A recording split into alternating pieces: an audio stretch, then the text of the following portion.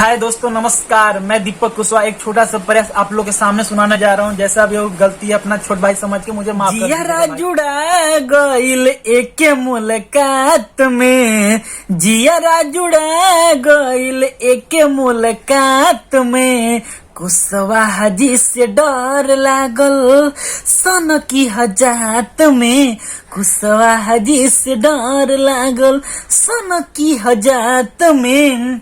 कदी हले गड़बड़ सोना बातेनु बात में, कदी हले गड़बड़ सोना बातेनु बात में, कुशवाहा जी से डर लागे सन की हजात में, कुशवाहा जी से डर लागे सन की हजात में।